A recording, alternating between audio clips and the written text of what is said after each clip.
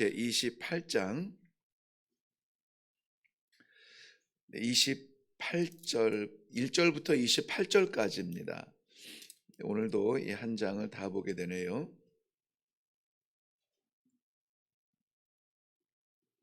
우리 함께 같이 읽도록 합니다. 시작. 은이 나는 곳이 있고 금을 재련하는 곳이 있으며 철은 흙에서 캐내고 동은 돌에서 녹여 얻느니라. 사람은 어둠을 뚫고 모든 것을 끝까지 탐지하여 어둠과 죽음의 그늘에 있는 광석도 탐지하되 그는 사람이 사는 곳에서 멀리 떠나 갱도를 깊이 뚫고 발길이 닿지 않는 곳 사람이 없는 곳에 매달려 흔들리느니라. 음식은 땅으로부터 나오나 그 밑은 불처럼 변하였도다. 그 돌에는 청옥이 있고 사금도 있으며 그 길은 솔개도 알지 못하고 매의 눈도 보지 못하며 용맹스러운 짐승도 밟지 못하였고 사나운 사자도 그리로 지나가지 못하였느니라. 사람이 굳은 바위에 손을 대고 산을 뿌리까지 뒤엎으며 반석에 수로를 터서 각종 보물을 눈으로 발견하고 누수를 막아 스며 나가지 않게 하고 감추어져 있던 것을 밝은 대로 끌어내느니라. 그러나 지혜는 어디서 얻으며 명철이 있는 곳은 어디인고 그 길을 사람이 알지 못하나니 사람 사는 땅에서는 찾을 수 없구나. 깊은 물이 이르기를 내 속에 있지 아니하다 하며 바다가 이르기를 나와 함께 있지 아니하다 하느니라. 순금으로도 바꿀 수 없고 은을 달아도 그 값을 당하지 못하리니 오빌의 금이나 귀한 청옥수나 남보석으로도 그 값을 당하지 못하겠고 황금이나 수정이라도 비교할 수 없고 정금 장식품으로도 바꿀 수 없으며 진주와 벽옥으로도 비길 수 없나니 지혜의 값은 산호보다 귀하구나. 구스의 황옥으로도 비교할 수 없고 순금으로도 그 값을 헤아리지 못하리라. 그런즉 지혜는 어디서 오며 명철이 머무는 곳은 어디인고 모든 생물의 눈에 숨겨졌고 공중의 새에게 가려졌으며 멸망과 사망도 이르기를 우리가 귀로 그 소문은 들었다 하느니라. 하나님이 그 길을 아시며 있는 곳을 아시나니 이는 그가 땅끝까지 감찰하시며 온 천하를 살피시며 바람의 무게를 정하시며 물의 분량을 정하시며 비 내리는 법칙을 정하시고 비 구름의 길과 우레의 법칙을 만드셨음이라. 그때에 그가 보시고 선포하시며 굳게 세우시며 탐구하셨고 또 사람에게 말씀하셨도다. 보라, 주를 경외함이 지혜요 악을 떠남이 명철이니라. 아멘. 네, 우리 먼저 기도하겠습니다.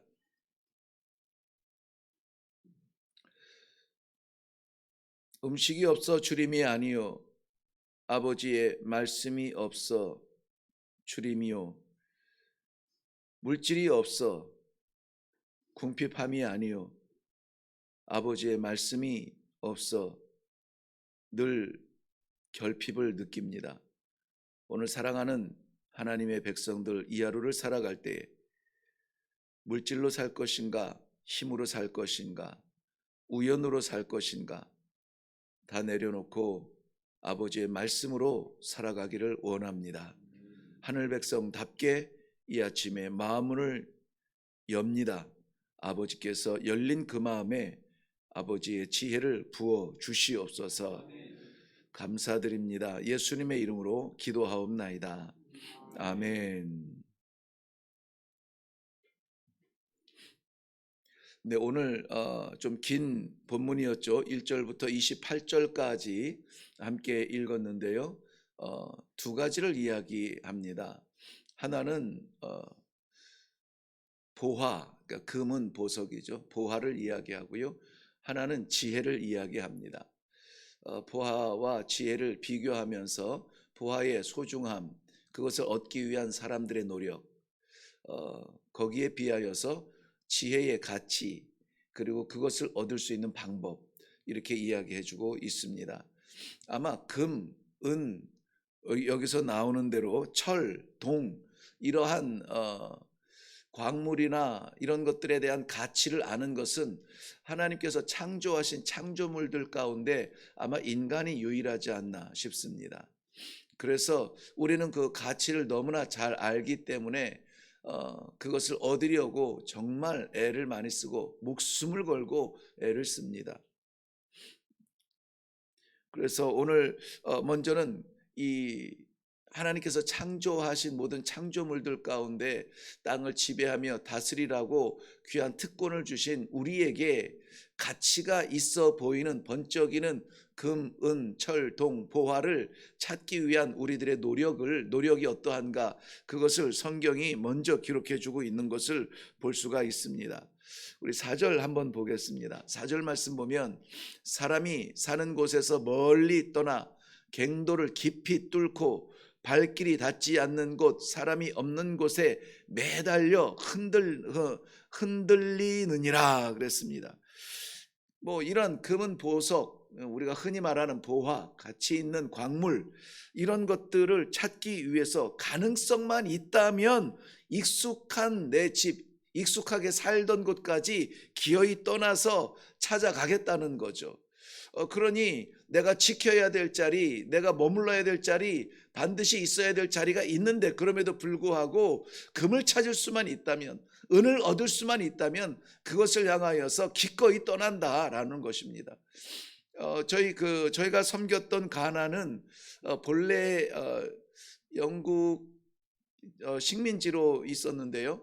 그 영국뿐만이 아니라 포르투갈이나 뭐 독일이나 뭐 다양한 나라들의 식민지가 있었어요. 그때 붙였던 이름이 골드 코스트였습니다. 골드 코스트예요. 왜냐하면은 가나에 오면은 금을 가져갈 수가 있는 거예요. 그래서 금의 해변이라 그래가지고 골드 코스트라고 붙였습니다. 심지어는 이 아프리카 땅, 정말 열악한 땅에 들어와서 그 풍토병으로 외국 사람들은 잘 살 수도 없었던 그때에도 거기에 성을 짓고 유럽 사람들이 와서 뭐 수개월씩, 뭐 수년씩 머물러서 이 캔의 금광을 캔에 가려고 그렇게 애를 썼단 말이에요. 알지도 못하는 미지의 땅인데도 거기까지 와서 금을 찾아가겠다고 그렇게 했던 그러한 상황을 보면 생각이 불쑥 났습니다. 뿐만이 아니라 3절에 보면은 어둠과 죽음도 불사한다. 어두우면은 들어가기 싫습니다. 죽음은 두렵습니다. 그럼에도 불구하고 죽음까지도 불사하고 그 금들을 찾으려고 한단 말입니다. 정말로 그 가나에는 금광이 많아요. 예, 그래서 가나에 한 120개 정도의 민족이 살고 있는데요. 부족이 살고 있죠, 부족. 그런데 그 부족 120개 부족들마다 다 나름의 그 추장들이 있지만은 120개 부족을 다 다스리는 전체 추장을 보통은 치프라고 하는데, 이 가나 120개를 다스리는 그 통합 치프는 우리가 킹이라고 불러요. 왕. 그래서 이 킹이 이 가나의 내륙 중부지대쯤에 이렇게 자리 잡고 있는데요. 그가 이 120개 부족에 어떻게 킹이 될 수 있느냐? 바로 그 지역에 금광이 있어요. 금광. 그런데 우리가 뭐 이 기술이 좋고 도구도 요즘은 뭐 이제 해외 외국이나 이제 정부에서 이것을 관리를 하지만은 옛날에는 그야말로 그 뭐 이 손으로 파고 나무로 파고, 그러니까 개인이 팔 수 있는 땅굴 파 들어가는 것처럼 그렇게 들어가요. 그러니까 뭐 깊이 들어가야 되니까는 무너지기도 하고 죽기도 하고 다치기도 하고 막 그렇습니다. 그럼에도 불구하고요, 우리 한국 사람들도 그 금캐러 거기까지 오는 사람도 봤고요. 중국 사람도 금캐러 왔다고 하면서 정말 뭐 몇만 명씩 한꺼번에 몰려와 가지고 그 가나에 큰 뭐 이 좀 윤리적이고 정치적이고 막 복잡한 문제가 된 적이 있습니다. 그 안에서 이건 뭐 뉴스에 난 거니까는 말씀드릴 수가 있는데, 그 도굴 한다는 사람들 있잖아요. 그래서 정부에서는 장비를 들여서 이 정식적으로 굴을 찾아가느라고 크게 이제 갱도를 파서 들어갑니다. 그런데 거기에 들어가서 금이 발견되는 그 가능성이 많죠. 금 얘기하니까 오늘 아침에는 집중을 굉장히 많이 하시는데요. 네, 그렇게 해서 이제 그 금을 찾아가는데요. 도굴하는 사람들은 아까 말씀드린 것처럼 뭐 삽 하나 뭐 이런 거 가지고 옆에서 이제 파고 들어가요.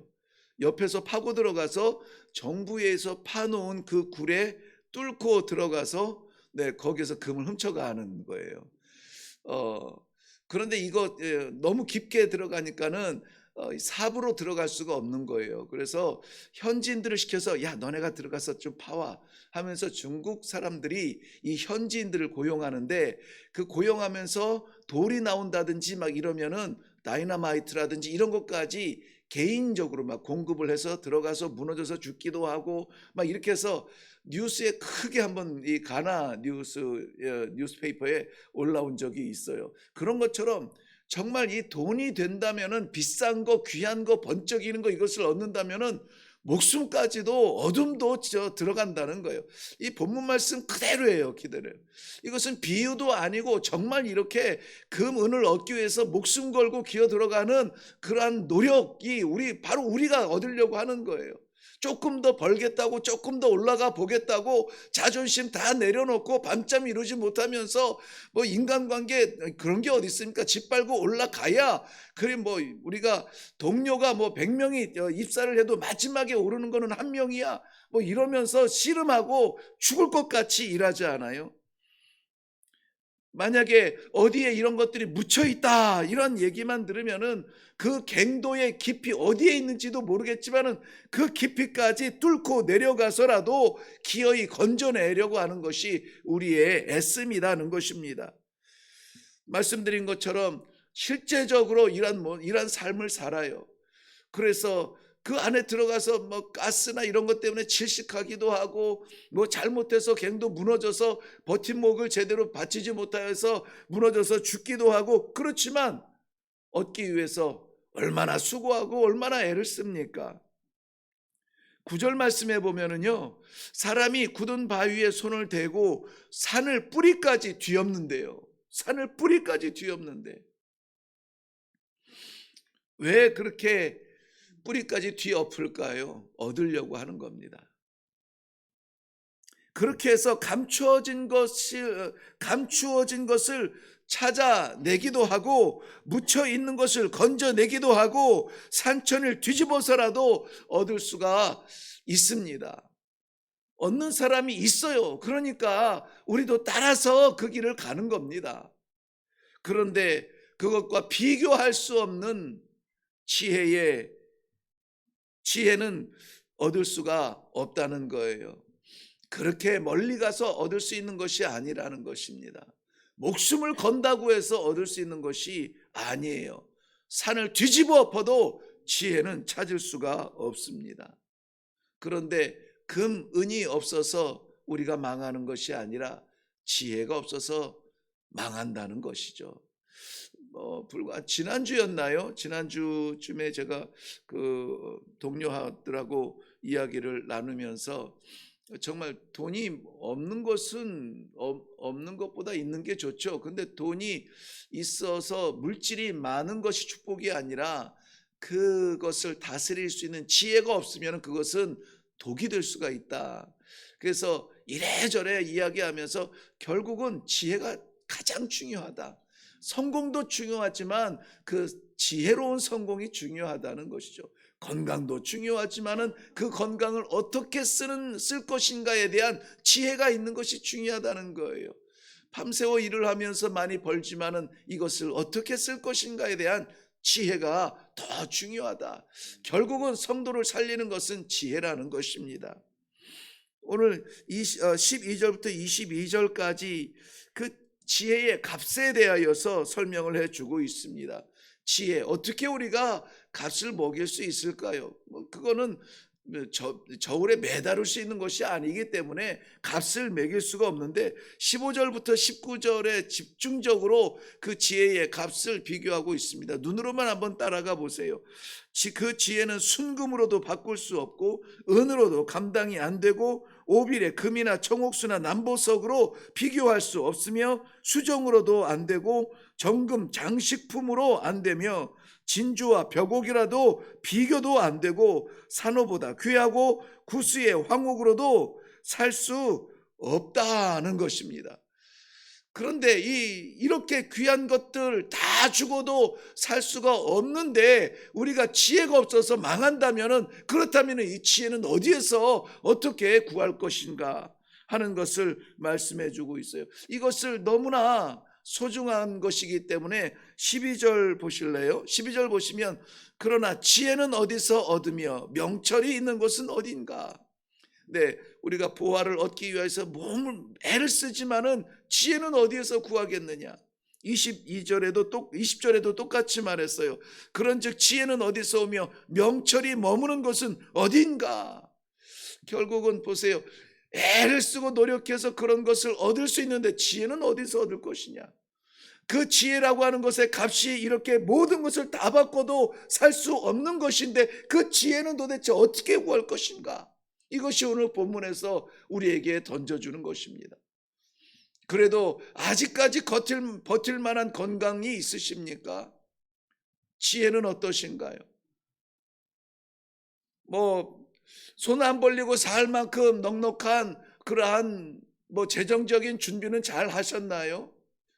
지혜는 어떻습니까? 우리의 건강으로, 우리의 물질로, 우리의 노력으로 찾을 수 없고 캐낼 수 없고 얻을 수 없는 것이 지혜라면, 그런데 그 지혜 때문에 죽는다면, 지혜 없어 죽는다면 도대체 우리는 이 지혜를 어디에서 구할 것이며 어떻게 구할 것인가? 찾을 수도 건질 수도 얻을 수도 없는 것이라면 말입니다. 그런데 사랑하는 성도 여러분, 저는 이러한 말씀의 말씀의 시간이 너무나 귀한 것이 무엇이냐면, 오늘 본문 가운데서 그 지혜와 명철의 근원을 말씀해 주고 계십니다.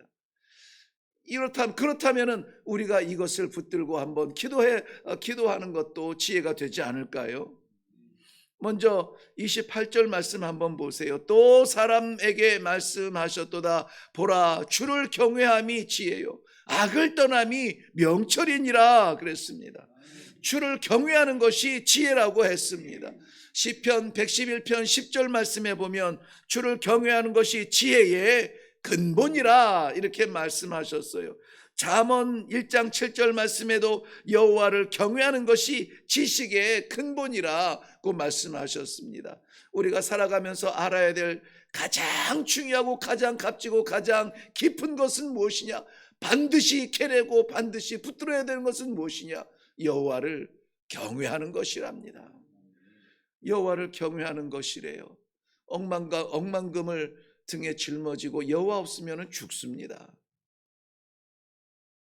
그러나 우리 하나님께서 사랑하시는 심령, 그 사랑하시는 영혼으로 여호와를 앙망하며 바라보며 경외하며 예배하며 살아가는 그 심령은 우리 하나님께서 살리십니다.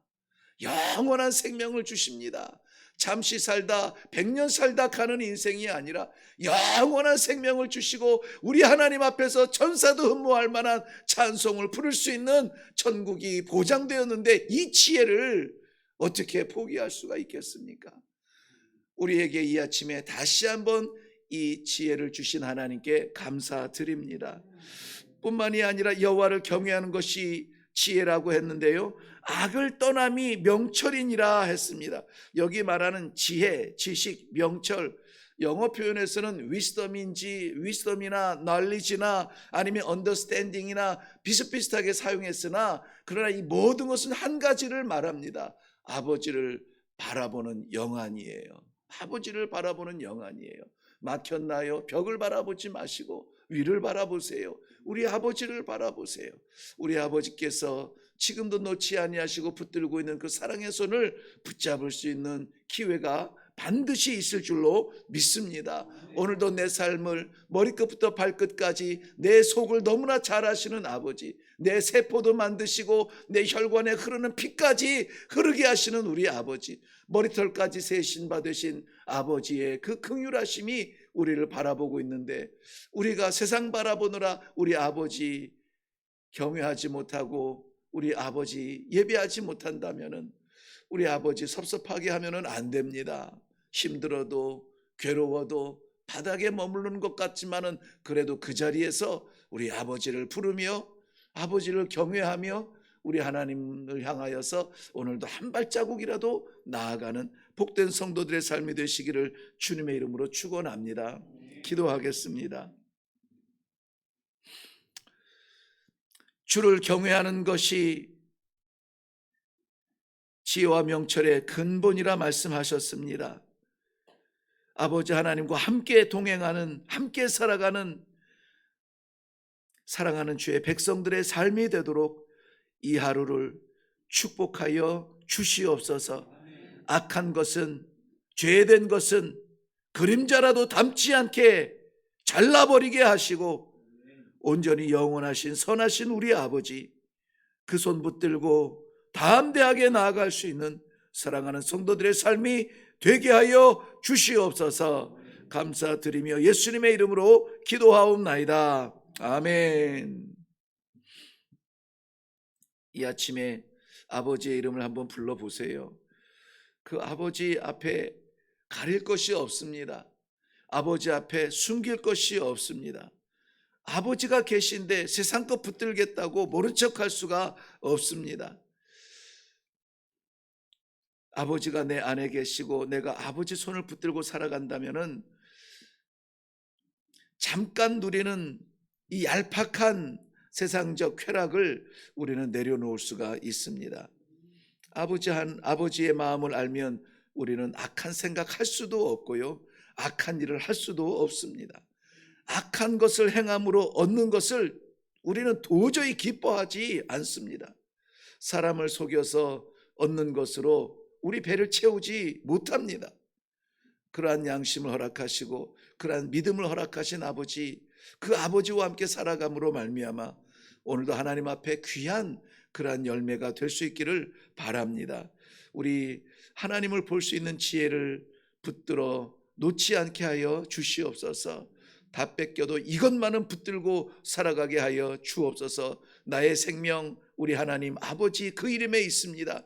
나의 지혜 하나님 그 이름에 있습니다. 나의 생명 그 이름에 있습니다. 아버지와 살게 하여 주시옵소서. 우리 다 같이 기도하시고 가정을 위해서 기도하시고 교회를 위해서 기도하시고 오늘 다 같이 나갈 수 있기를 바랍니다. 같이 기도하겠습니다.